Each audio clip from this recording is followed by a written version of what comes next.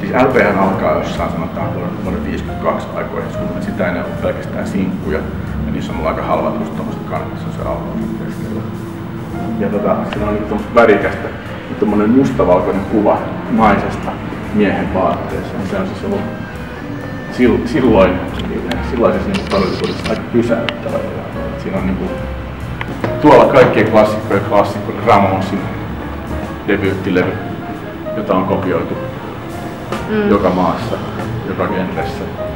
Siis halvin mahdollinen asia, että pistetään ukot seisomaan tiiliseinää vasten.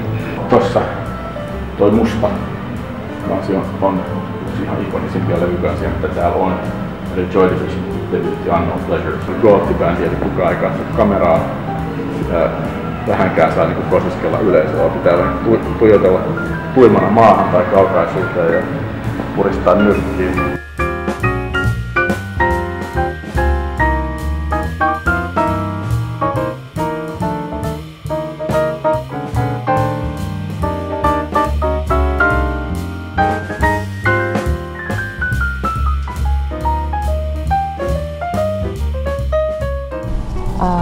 Mutta piti sanoa, että ehdottomasti kannattaa varata kierros tai mennä jonain yleisenä kierrosaikana, jos semmoisia on.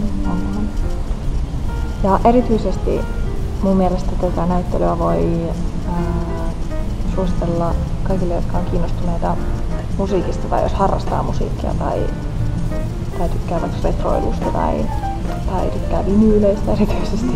Kerroks mä MP:n? Ihan supermakea. Kandee tulla kaikkeen. Mä oon ihan fiiliksissä.